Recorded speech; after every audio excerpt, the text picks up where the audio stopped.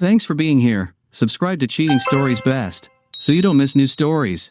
The wife has a lot of fans, but what does she do with them after matches while her husband is home? Today's story with a similar plot. Enjoy it! Elizabeth Miller and I went to school together. I knew about it, but she didn't. She developed early, with large breasts, broad shoulders, a thin waist, slender hips, a born athlete. Unfortunately, my development was delayed. I graduated from school with short stature, a skinny chest, thin legs, and low weight. She was proud of her body and tried very hard to look as hot as she really was.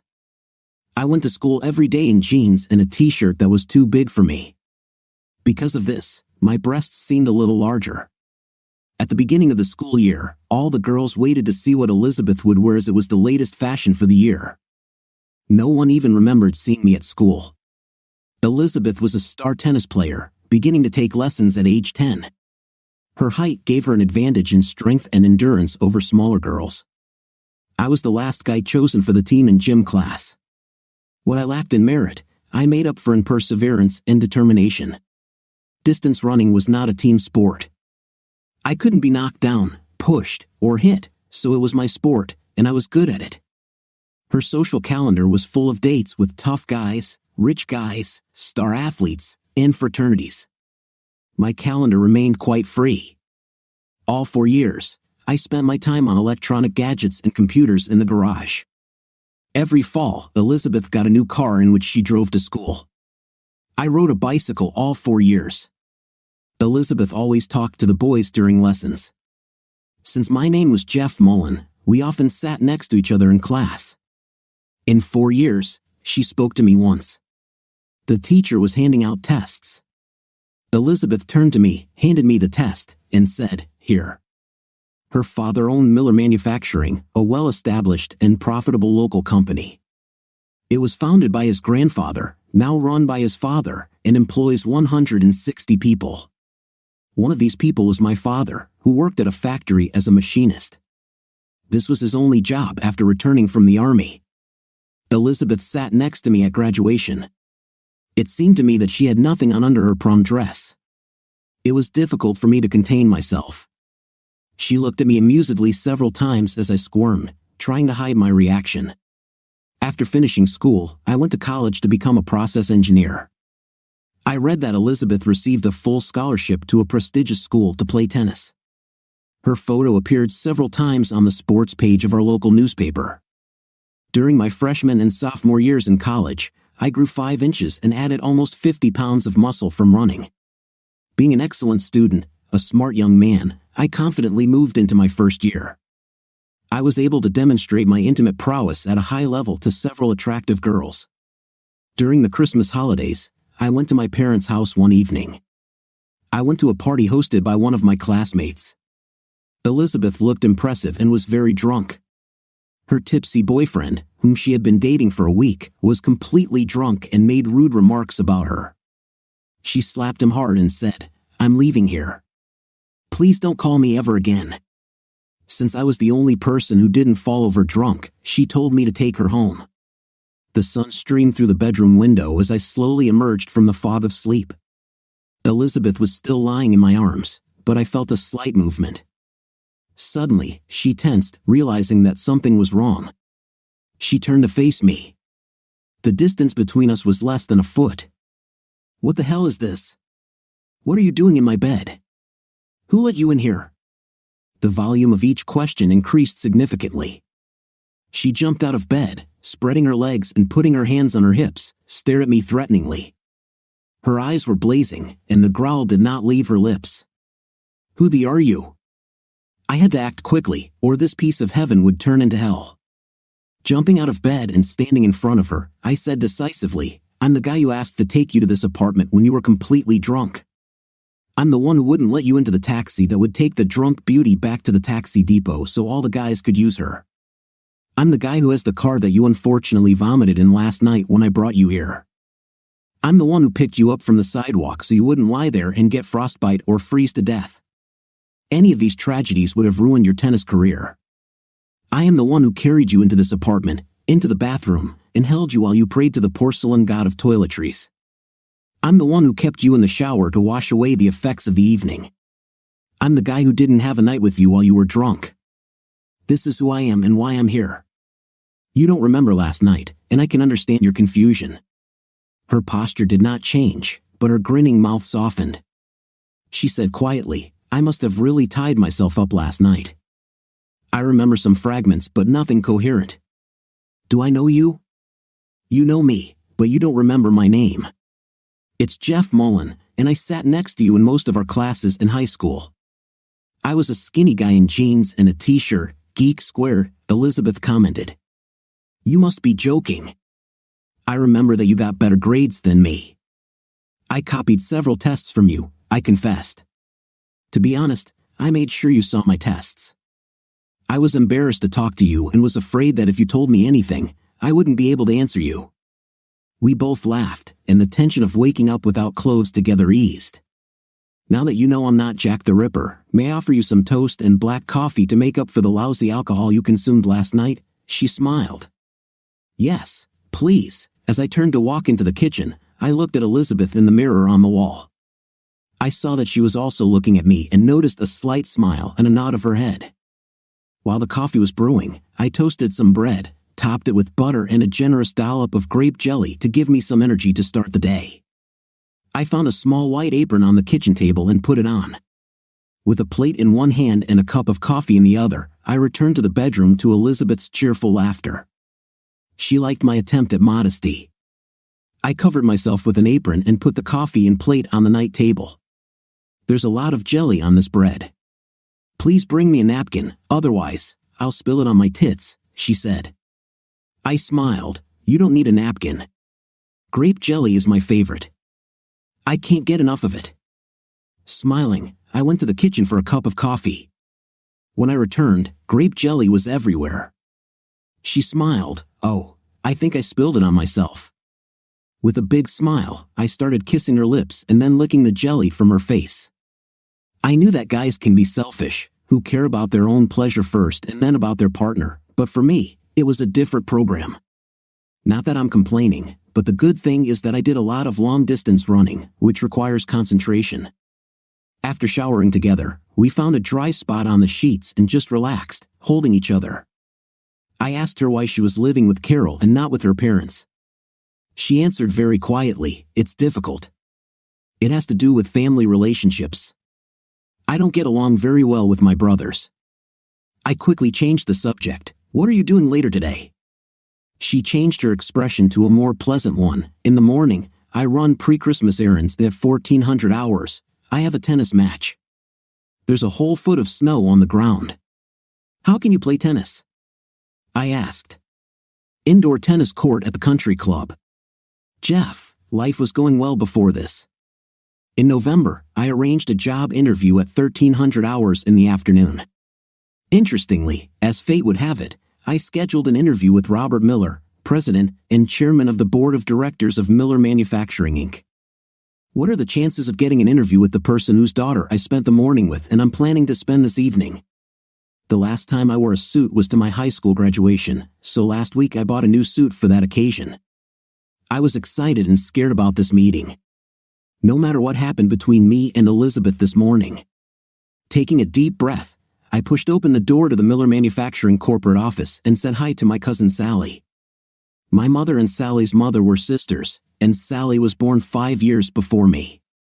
Sally smiled at me and asked me to sit down while she went to tell Mr. Miller that he had an appointment. With a wink at Sally, I entered the office, which was paneled with wood that was probably cut from a small oak forest. Mr. Miller stood up, shook my hand, and invited me to sit in one of the soft chairs under the portraits of himself and his father. Mr. Miller asked me why I wanted to talk to him. I answered, "I'm a freshman at State University looking for a summer internship, and Miller Manufacturing was at the top of my list." "Why Miller Manufacturing?" "There are other promising companies that could attract a bright young man like you," Mr. Miller asked. "Sir, this city is my home. I went to school here. My family has lived here for over 100 years. My father has been working here since he returned from the army. I remember how as a little boy I walked into your workshop with my father and admired the large machines. I inherited a deep understanding of industry from my father. I think I can be very useful to your organization. College graduates with my GPA aren't looking to move to the city. They want to go to Chicago, Dallas, or Houston. I want to be here, in this city, to work in your company. I know I have to prove my competence to you, but I'm willing to do whatever it takes. This year, I plan to do a summer internship with you, with the prospect that in May next year, you will hire me permanently. Jeff, you said that you are a first-year student and graduated from our local high school. Do you know my daughter, Elizabeth? Oh God, I have to be careful, I thought, swallowing. I said, I knew your daughter at school, but we didn't move in the same circles. Mr. Miller replied, I don't remember you being one of the long lines of boys who passed through my house. Oh, what will you do for me this summer, Jeff? I responded to his remark, Sir, I'll start by sweeping the floors, cleaning, and emptying the trash cans. This summer, in an industrial efficiency class, I conducted a case study of your company. This statement made him sit on the edge of his chair. Go on, he said. Miller Manufacturing stops production every day at 4 p.m. to clean machines, sweep floors, and replenish supplies. You use your highest paid employees for cleaning 12 hours versus 50 hours. I suggest the drivers work until 5 p.m. and then leave. The area cleaners, low-wage employees, and summer interns will do what is necessary to complete the day and prepare for tomorrow. You need to make sure that these low-paid workers change their work schedule so that even if they stay past 5 p.m., they don't exceed 40 hours a week. Jeff, could you provide me with a copy of your analysis? Of course, sir, but I don't have a copyright yet, which caused an approving laugh. How much will this brain power cost me this summer, Jeff? My plan, Mr. Miller, is for you to set the price starting at minimum wage, then let me earn any raises. Mr. Miller said, You convinced me that we really need new blood. Let's plan for you to be our first summer intern next June. Should I send you a contract? No, sir, I said. I don't need a contract. Your handshake is enough for me. With these words, I stood up and left his office, winking at Sally. Goodbye. Let's talk about a good mood, so good that I thought I was invincible. With these thoughts in mind, I drove to the country club to watch Elizabeth's tennis lesson. When I entered the room, I could hear a very intense match going on, with volleys going back and forth. I found a quiet corner and watched her play. She was powerful, fast, graceful, and very competitive. She did not give up before any blow that could bypass her. I was proud that I was able to start a relationship with her. When she won the set and went to get a towel and a water bottle, she saw me. I was surprised that she recognized me in the suit. She called me onto the court, kissed me, and said, Thank you for being interested in my tennis, Elizabeth. You are wasting a lot of energy. Can I take you out to dinner so you can replenish your carbs? Yes, you can, Jeff. Pick me up at my apartment at 6:30. Okay, I will, I grinned. We went to Leon's for pizza and beer and spent time getting to know each other. All you have to do with Elizabeth is ask her a question about yourself, and the evening is a success. She really has a story to tell and is a very interesting person. She loves tennis and wants to make a career in it, play professionally, and then become a coach. She was very impressed that I came to watch her play tennis. Most of her past boyfriends weren't interested in anything other than intimate with her. She appreciated my interest in her life outside the bedroom. I asked her about her family, but she didn't want to spend much time on the topic. She had 2 older brothers who worked for Miller Manufacturing, and she apparently didn't like either of them. According to her, one of them was a seedy salesman, and the other was a weak accountant. Her father was a good man, but he spent most of his life at work. The mother was and made the lives of everyone around her miserable. Thus her father spent time at the factory. Since we had already been talking about her for more than an hour, she asked me, Why did you come to my tennis match in a suit? Don't you know anything about tennis? Yes, I play a little, but not at your level. I just wanted to see what interests you. The reason I was wearing a suit is that I had an interview this afternoon for a summer intern position that I hope will work there after graduation. I made an appointment last month when I knew I would be home for Christmas. How did your interview go, Jeff? Great. I got a job as a summer intern in June and planned to go full-time after graduation. Then she said the words I was so afraid of, What company? With all caution, I replied, today, I met with the president of Miller Manufacturing. What? What are you doing? Have you met my father? Elizabeth screamed. Before I could say anything, she said, I thought you were different.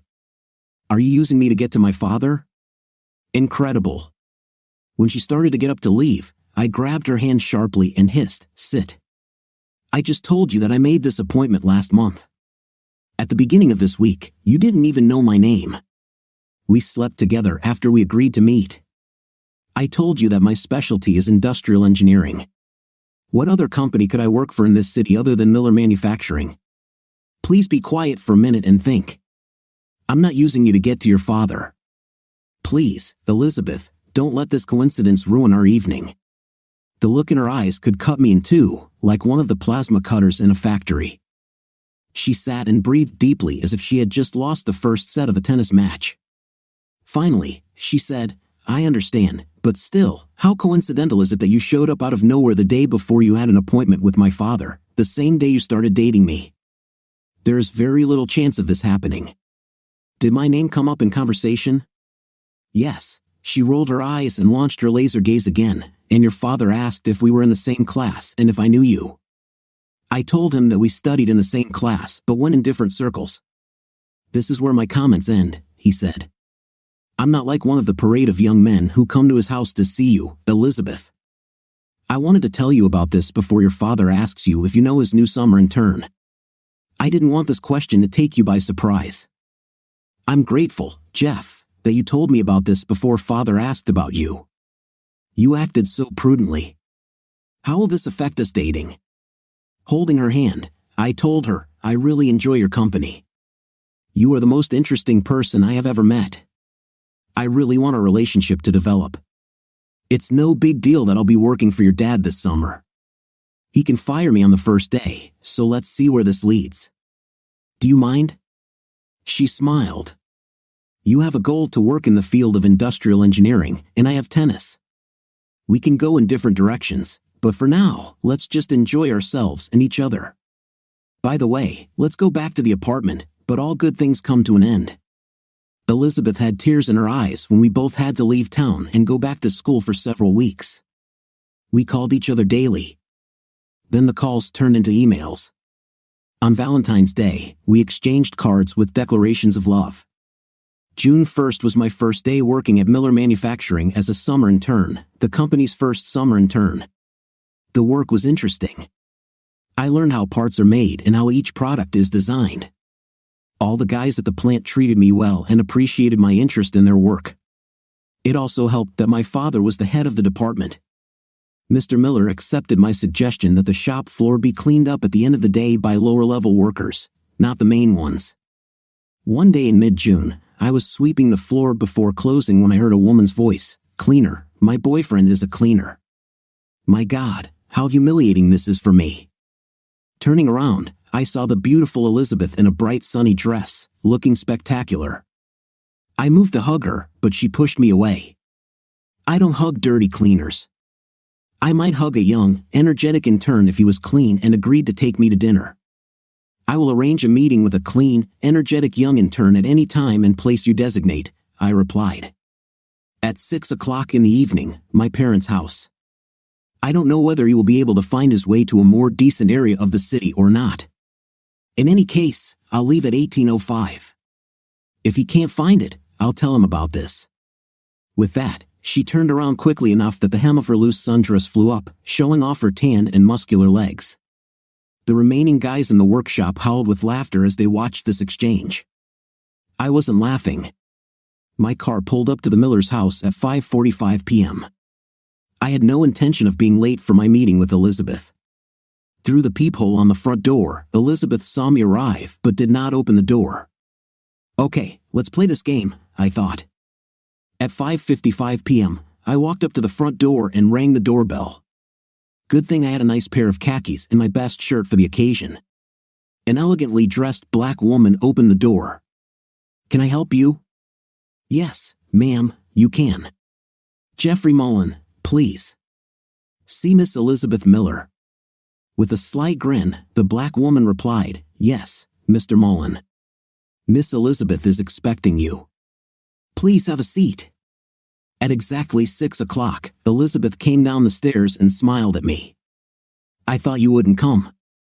The janitor doesn't usually come to the front door of the board chairman's residence. You're right, the janitor, no, but the first summer intern, yes. Can I introduce you to my parents? Asked Elizabeth. I'd love to meet them, I replied. Elizabeth pulled me with her into the large living room where her father was reading and her mother was watching TV. Father, Mother, I would like to introduce you to my companion for this evening, Mr. Jeffrey Mullen. I turned to Mr. Miller and nodded. Good evening, sir. Mr. Miller smiled. Good to see you, Jeff. Then I turned to her mother. It's very nice to meet you, Mrs. Miller. At this moment, she growled, Is this your friend, the janitor? Of course, you could find a younger man with higher expectations, she answered her mother. Oh, Mom, I think Jeffrey has high expectations, so much so that please don't expect me home in the evening. I almost died in the living room. Why is she putting me in this position? It was unexpected. Elizabeth took my hand and said softly, Come on, Jeffrey, we haven't seen each other for so long. I turned to the shocked couple and said, Nice to meet you, Mrs. Miller. Good night, sir. Mrs. Miller just chuckled. Mr. Miller grinned. Tomorrow at 7:30 a.m., right, Jeff? Yes, sir, I replied. Elizabeth was laughing so hard she could barely catch her breath when we got into the car. I was stunned. I didn't know whether to be angry, humiliated, or just laugh at it. What was it? Why did you do this to me? Why did you do this to them? I just don't understand the purpose for which this was done, I asked. Elizabeth laughed. It was a demonstration to my mother of why we are together. Think quickly, be able to control yourself in any situation, like tonight when you were thrown to the wolves by Mrs. Miller. You were cool, calm, and collected. I couldn't have scripted your behavior better, from Marjorie's appearance at the door to her mother's reaction. You were great. It makes me happy, Jeff. I really enjoy our time together, whether in bed or out of it. However, I am worried about my job tomorrow. How will your father react to your daring antics? This job is as important to me as your tennis is to you. Could you think a little about what I want to do or be in my life? What is important to you is also important to me. Could you give me the same attention I'm used to getting? My way, Jeff, but I'll try to think about your feelings before I make a problem for you, she replied. Changing the subject, I asked Elizabeth, I haven't heard from you for the last couple of weeks. What's happened? Absence makes the heart grow happier. Is this the answer to your question? I've certainly missed you these last few months, Elizabeth replied. I'm glad you missed me, Jeff. It makes me feel important to you. After we were seated at the best steakhouse in town, I said, Let me raise a toast to you being in town and making it a great place. After drinking a little red wine, I asked, How long have you been in the city, and why did you stop by now without contacting me? It was an unplanned trip on my part. My father asked me to come back to sign some corporate papers, since I am on the board of directors of Miller Manufacturing. When you try to increase your scores with me tonight, remember that I'm also your boss at Miller Manufacturing. I will feel bad about it if I check the box unsatisfactory performance on any of your certificates, she said. I tried to act surprised, but I had studied Miller corporate structure before starting my job as a summer intern and knew its status. Oh, really? I didn't know that, I said. To which Elizabeth replied, Hell no, you didn't know that, and smiled slyly. I raised my glass, touched hers, and smiled back. She knew that I had done research and found that Elizabeth, John, and Sam each had 30% shares, and several older workers had 10%. Mr. Miller retained voting rights to all their shares. Since I had to be at work at 7:30 a.m. and Elizabeth hadn't gotten much sleep the night before, we didn't get to talk or have fun that morning. She took off shortly before noon. That day, she spent the summer working at tennis camps in Wisconsin. She taught a little, babysat a little, did a little housekeeping, and played a lot of tennis. We exchanged letters, calls, and emails, but did not communicate until Christmas. She had her own world, and I had mine. I spent the rest of the summer learning about the precision parts business. Miller had been around for a long time and had a large list of clients, especially in the airline business. They did significant business with Boeing, Spirit Aerosystems, and Cessna. The head of marketing for Miller Manufacturing was John Miller, Robert Miller's firstborn son and Elizabeth's older brother. He considered me a complete irritant. When he found out that I was Elizabeth's boyfriend, he became especially disrespectful toward his little sister. He didn't call her Elizabeth but boss sister, boss, expletive, in heels, or simply boss. He was 8 years older than Elizabeth, and she, according to Robert, was especially proud of the fact that she annoyed him at every opportunity. John knew nothing about marketing tight tolerance parts. He used the old sales mantra of the 1960s and 1970s, get them drunk, sleep with them, and then sign with them. Knowledgeable order buyers contacted the shop manager directly to find out the parts quantities and specifications their companies needed. This did not stop John from spending a lot of the company's money on drinking and partying on behalf of the company. Robert put up with this because he was part of the family, and John, his wife, and children would starve if John had to work for someone else. With the middle brother Sam, things were sad, quiet, difficult to communicate with, and completely incompetent in his role as a materials purchasing manager. Often the entire plant had to be shut down because Sam didn't order the right materials for production. Away from the factory, all he did was drink and fish. He went to work irregularly. Brother John said that boss bullied him, and he didn't have the fortitude to stand up to her. He was not married and kept to himself. With my inquisitive mind, I found new methods and products for Miller Manufacturing while working. I came up with a new way to quickly disconnect farm equipment from tractors. I told my father about my invention and that I was thinking of bringing it to Robert's attention. "Don't waste time," said Dad. "Robert will give it to John, who will laugh at him and throw him away. If Robert asks John about it, John will give it to Sam to calculate the cost of materials, and there it will die a second death." Several workers had ideas that could be sold, but they were all suppressed. I asked my father about how to get a patent for the company myself, but this idea suffered the same fate as the others. Since one of my industrial engineering courses was on patent science, I decided to go it alone. The first thing I had to do was create a limited liability corporation, which I called Mullen Marketing LLC. I used my free time and extracurricular work to create and test a prototype. I needed to find a patent attorney, so I turned to local attorney Craig. I met Craig around town a few times and played golf with him at men's nights. He was a senior when I was a sophomore in high school. He said his law school roommate worked for a firm that specialized in patents, and he gave me the contact. By the end of the summer, I had filed 4 patent applications. Throughout this time, Elizabeth and I kept in touch by email and phone. Her whole life revolved around tennis, and mine revolved around engineering. We were able to spend one night together at Christmas because Robert took the family to Naples, Florida, for the holidays. It was a sweet reunion for the two of us, with lots of night, lying without clothes in a hotel room, and just being ourselves. We talked a little about the future and how we would fit into it. There were no decisions, but ideas were in the air. There was still a spark between us. As I was studying for my final exams in college, my lawyer called and said that he had been corresponding with a patent attorney friend about my patents. "Are you willing to accept a check for $250,000 for your rapid release patent?" "Of course, I will," I exclaimed. Craig said his friend agrees, but thinks you might as well get a royalty of $1 per unit over 10 years if you insist on more. Craig warned me to keep it a secret. "After all, you did all the work at the Miller plant. I know John Miller will try to get as much of this money out of you as possible.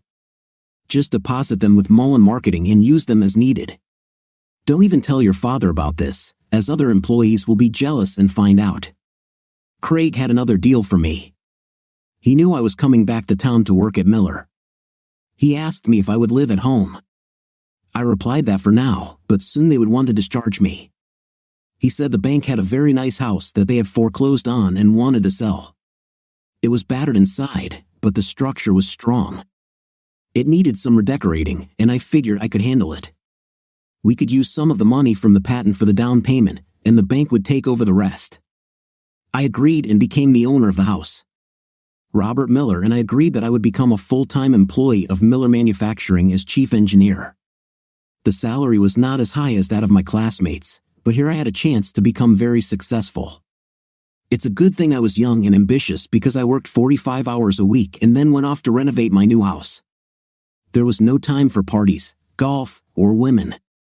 I tried to contact Elizabeth as often as possible, but she was just starting out on the tour and was difficult to contact. One day she showed up and just walked into the house while I was painting the living room. The room was in disarray, clothes were lying around, and the furniture was stained. Her comment was, "What kind of piggy are you creating here?" "I think it will be more of a love shack than a pigsty," I replied.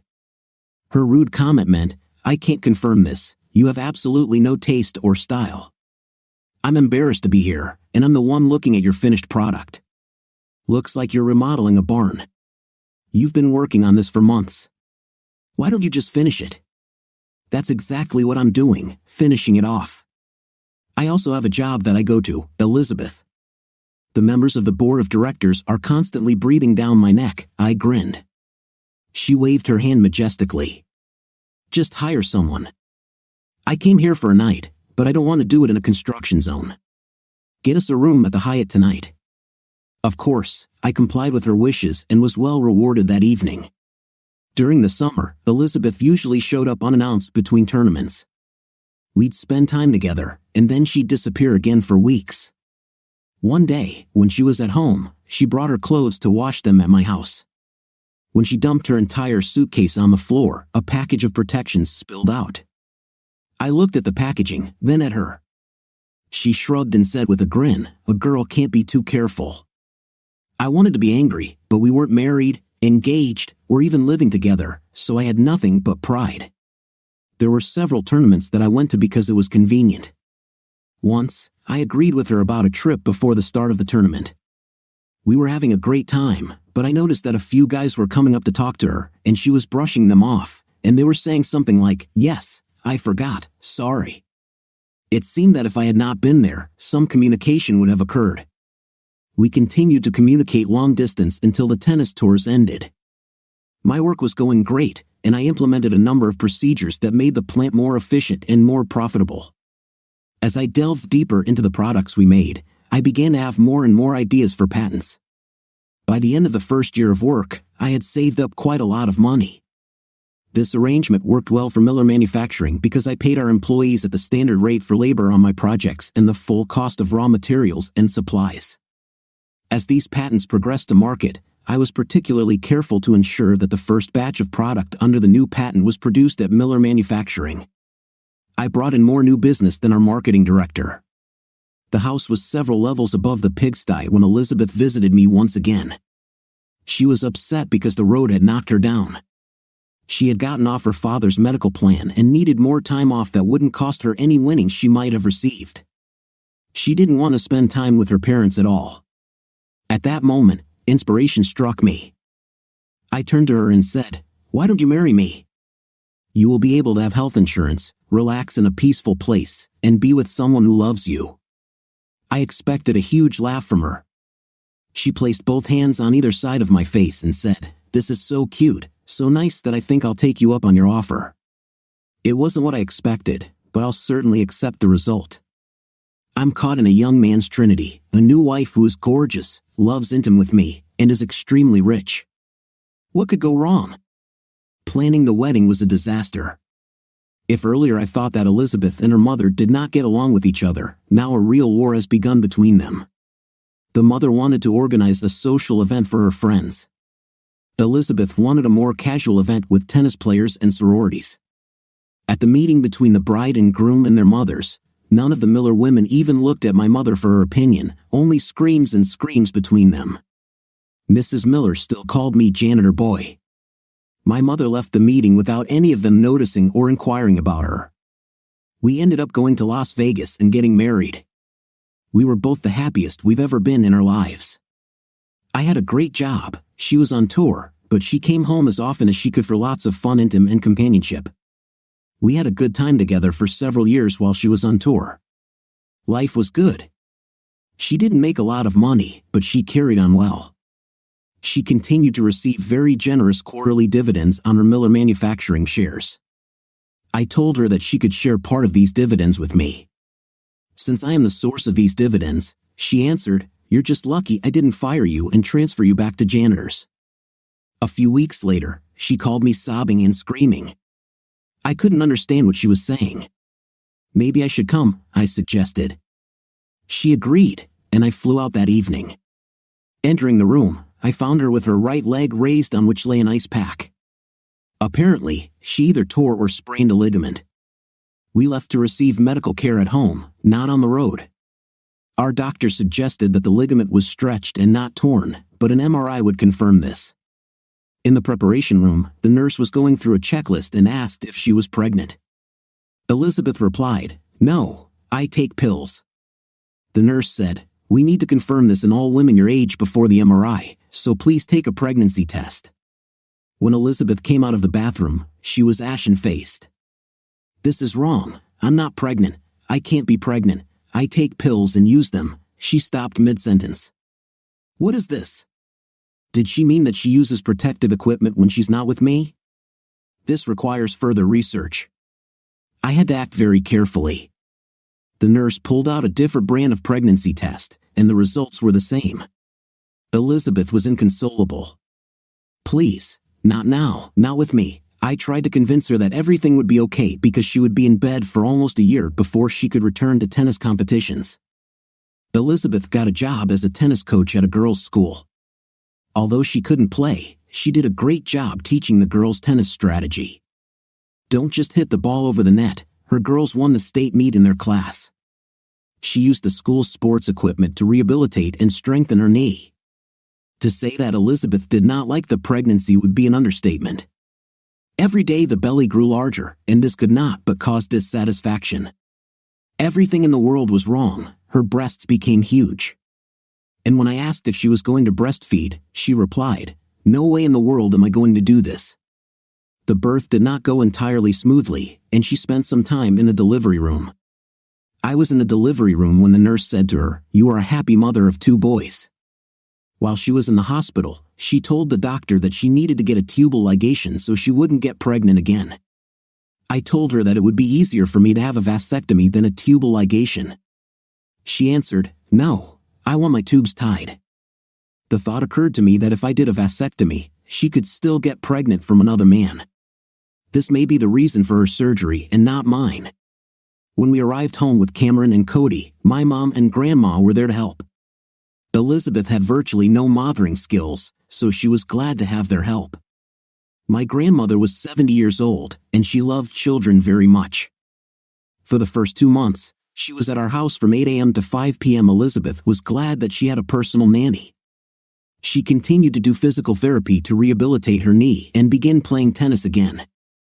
A year later, my mother retired and began working as a full-time nanny for us. Elizabeth was fully mobile and playing tennis again. With her mobility restored, Elizabeth began attending tennis matches, tournaments, clinics, symposiums, and anything related to tennis. After all, she was rich, didn't have a job, and there were other people who had to take care of her family responsibilities. Given that I already had doubts about her fidelity, I asked a private investigator to bug her car for location and sound. They also hacked her cell phone, so I had records of text messages and emails. It was expensive, but so was the divorce. Her mood did not improve because nothing in our house suited her. I repainted the rooms the wrong color, she needed more closet space, and my family heirlooms needed to be put into storage. Everything connected with me seemed unworthy of being in her house.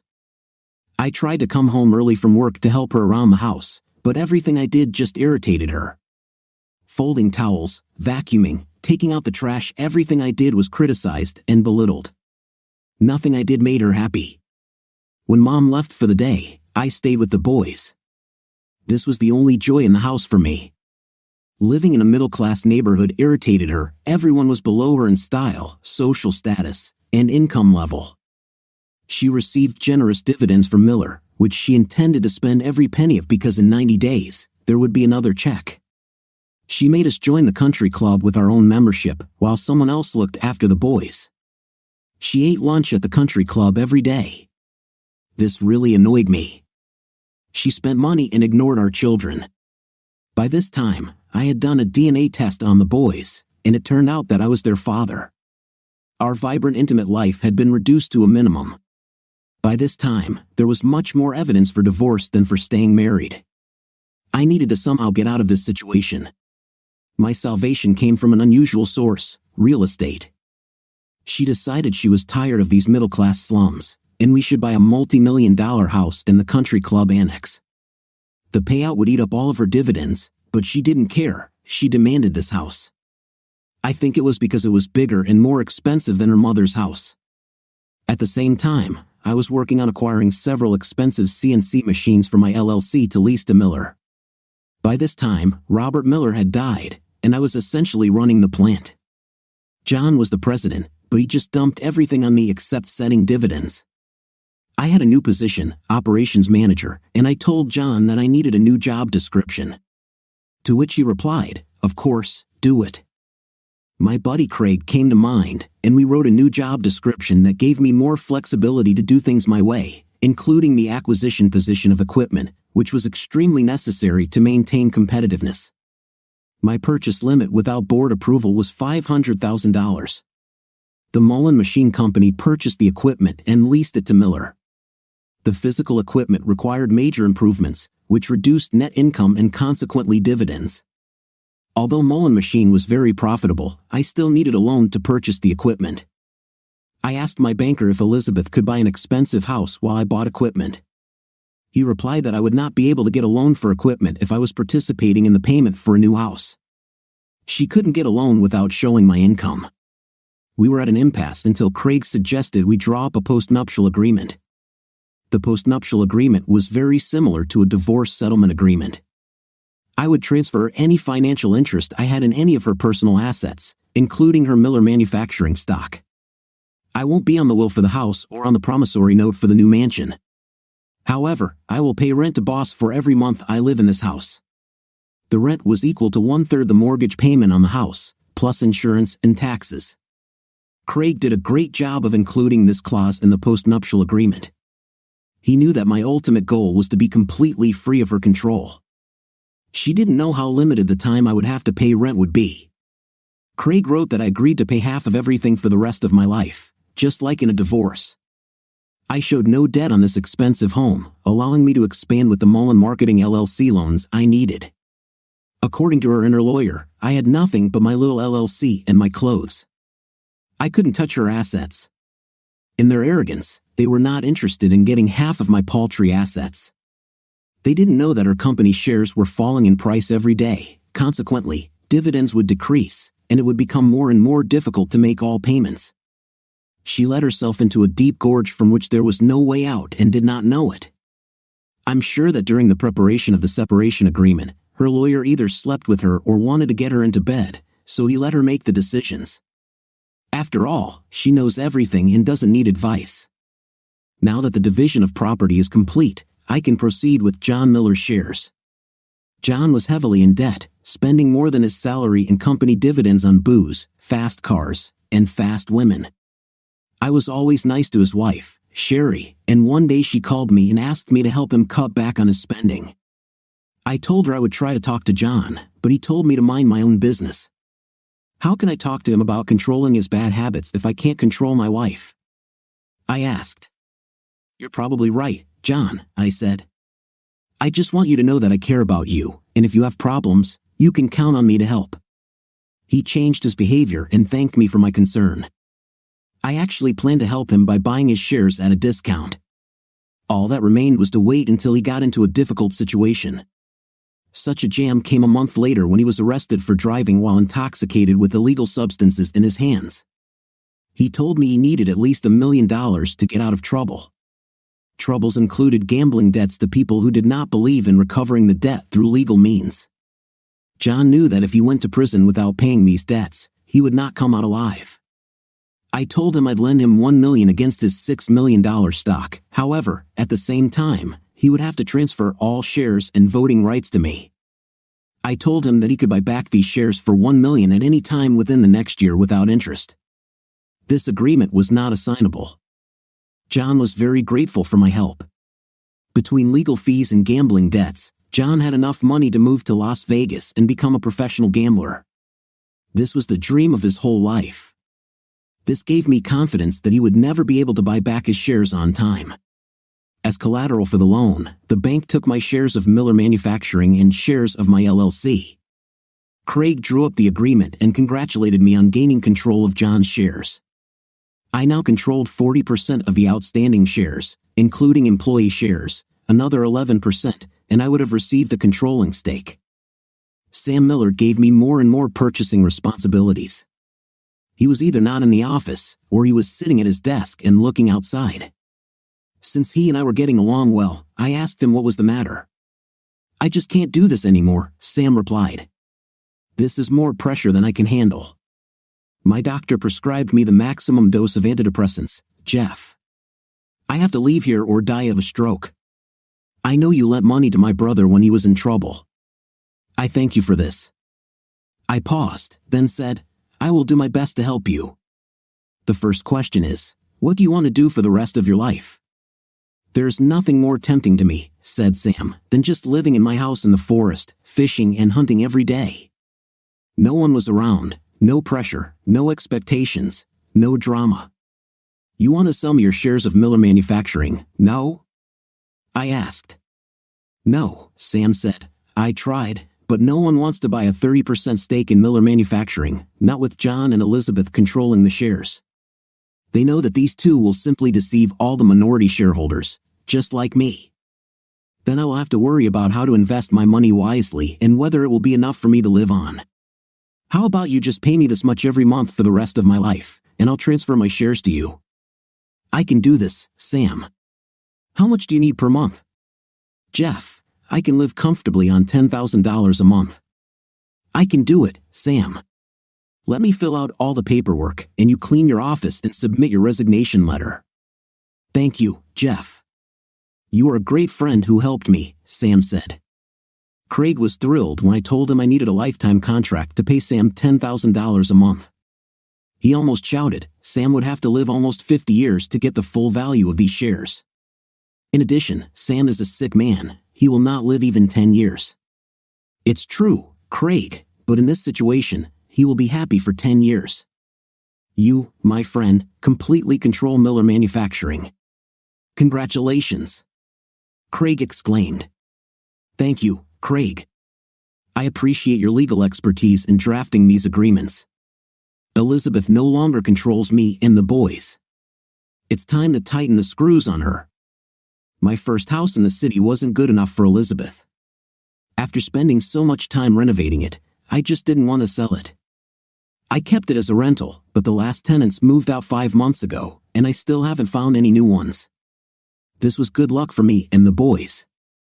It was the 1st of September, and Elizabeth was in New York for the US Open, watching the game and having fun with someone. I was able to move the few personal items I was allowed to have in the mansion to our old house without any problems. By evening, the boys and I had already settled down. They stopped asking about Mom because she was rarely around, and when she was, she scared them. I tried to reach her several times, and I knew that it would be inconvenient if she was with a new lover. I would either get a voicemail or a very short reply. There was no callback. After all of our personal belongings were removed from the mansion, I left Elizabeth a note that I would not be giving her the September rent check because I had moved out of the house. The next morning at the office, the first thing Sally did was send a 14-day notice to all shareholders for a meeting. Topics of discussion included changes in shareholders, changes in management, and approval of dividends for the third quarter. She asked, "There's a lot going on here that I don't know about. Could you please enlighten me in case someone asks?" "Great news, Sally. I have now purchased all of John and Sam's Miller Manufacturing shares and have 70% of the voting rights. Elizabeth only has 30%, making her unimportant in our lives," I replied. Sally was delighted. "I've hated that since I was in school." When Elizabeth returned from New York and saw my note informing her that I was leaving her home, she was furious. She called me and screamed, "You must pay me this rent because I need it to pay off my payments. If you don't bring me that money, I'll increase my dividends to make up the difference." I will make sure that this difference is reduced in your salary. You are making a big mistake by contacting the owner of the company. It was obvious that she had not communicated with her brothers regarding their transfer of their shares. I also knew that she had not bothered to read the notice of the shareholders' meeting that was to be held at the end of the week. The only people present at the shareholders' meeting were me, with 60% of the shares, my father, who held 10% of the shares by proxy for the employees, Craig, the new corporate lawyer, and cousin Sally, who had been the secretary of the board of directors for many years. Elizabeth, who owns 30% of the shares, was not represented. The first step was to approve the transfer of shares from John and Sam Miller to me. The second was to promote me to president and chairman of the board of directors. The third decision was not to pay dividends to any of the shareholders due to a decrease in profits and an increase in purchases of modern equipment. All proposals were adopted unanimously. The meeting was closed. My father had just left my new office when Elizabeth and her lawyer burst into my office, shouting, "Get out of my father's chair, you son of a! You're fired! Get out of here!"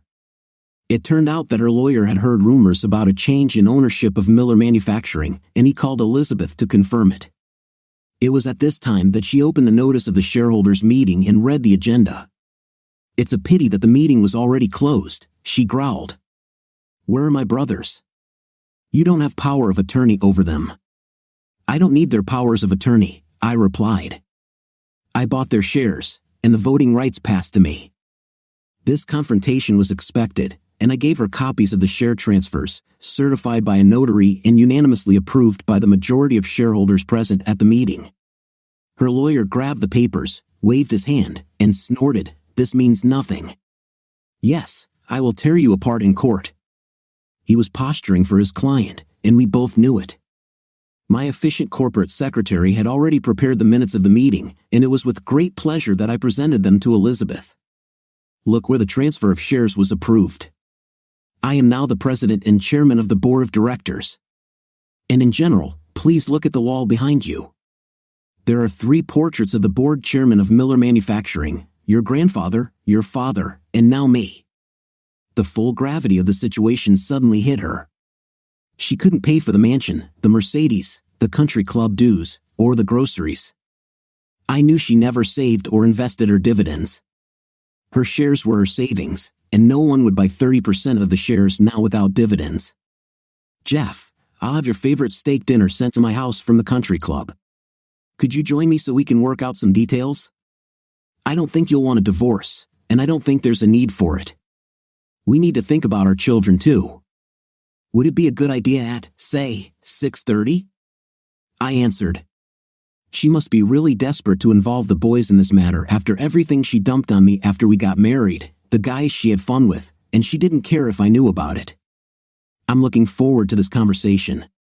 At 6:29, the bell rang, and the beautiful Elizabeth answered the door. The makeup and hair were done perfectly, the silk dress hugged her hips, and put her breasts on full display. Jeffrey, you didn't need to ring the doorbell. This is your home, she said. I was just worried that I might disturb someone or something. No, Jeff, it didn't interfere. Would you like a glass of wine? Yes, please, I said with all politeness. She started talking about business. I must say that you did not exceed my expectations from Miller Manufacturing, but you sped up the process by 20 years. How did you manage to get these 2 worthless brothers of mine to sell their shares to you? It was a brilliant move. Now we control the entire company, just you and me. I have champagne for a toast after dinner to celebrate this brilliant achievement, Elizabeth. For this to happen, it took me many hours of hard work and being in the right place at the right time. I had a lot of free time to work since you were often not at home. To be clear, Elizabeth, the reason the boys and I are moving is because I'm filing for divorce later this week. This will not be a joint venture. I control the majority stake, and what I say will happen. You can hold shares and be a member of the board of directors for all I care, but we won't be paying dividends for at least a year. You can't do that, Jeff. This is my only source of income. How can I live? How can you do this to your loving wife? You are truly a loving wife, although you didn't love me. Jeff, I played with some guys, but I was loyal to you. Ask anyone in town, Elizabeth protested. For the last year, Elizabeth, I have hired a private detective to follow you at all your tennis tournaments. You have very active fans. In his file, there is a huge pile of photographs and videos that prove that your last statement is a lie, I stated firmly. The color disappeared from her face. How could she attack now? If you divorce me, Jeff, you will have to pay alimony and child support. It will be cheaper to stay married to me, she insisted. I answered with pleasure. If you remember, we divided our assets in the post-nuptial contract your lawyer drafted. It in such a way that I could not claim your property after the divorce. You protected yourself from me. What protected you now protects me. So no child support. You have a book value of $6 million in Miller Manufacturing, so the judge won't order alimony, I explained. She beamed. Great. Just pay me $6 million, and I'll leave smiling widely, she said. Sorry, baby, I don't need your shares to control the company. My 70% already outweighs your 30%. I don't need to buy any more shares since I already have full control of the company. It's almost the same as if your shares are now worthless.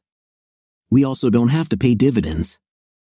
I can guarantee you that as long as you own shares, this company will never pay dividends. I'll just give myself a bigger bonus if I need the money. Employees will see big bonuses before you receive dividends. I will transform this building into an exemplary center of modern production at the expense of the profits received. All this will be done without paying dividends to shareholders. And now, to get rid of you, I will pay you $100,000 for all your shares. This is approximately the value of a minority stake in this company, I concluded. You will not receive child support since the boys live with me. They are afraid of you. I kept a calendar of the nights you spent in this house. How can you be a support for the boys if you are out of town for more than half the year? In addition, the private detective will provide photo and video evidence of your infidelity. The private investigator has names and faces of men who will tell the judge what you are like. There's no way you're getting custody of these boys. I doubt you'll want to have your dirty laundry displayed in the courtroom so the whole town can see what a woman you are for smearing Miller's good name, I asserted. Why are you doing this to me, Jeff? I love you. I have loved you for many years. Why? Elizabeth pleaded. I answered, you slept with dozens of men after we got married. You left town for several weeks without calling or contacting me. You only cared about yourself. The boys and I were nothing to you. Now you are nothing to us. Goodbye, Elizabeth, I concluded, turning and walking out the door, a free man, a happy father. Elizabeth couldn't make the next payment on the house and the Mercedes. She has put the house on the market, but it will take several months for such an expensive house to sell unless the price is drastically reduced. Plus, she had very little equity in the house. The people who waited on Her Majesty while she lived there said that she took her things and left the city. The house was foreclosed on, and the Mercedes was confiscated. However, I control a very profitable $20 million company, and will never deal with them again. What do you think of our story today? The story is interesting and the wife was completely wrong because she was very negligent in her marriage. What do you think? Write in the comments. Until new videos.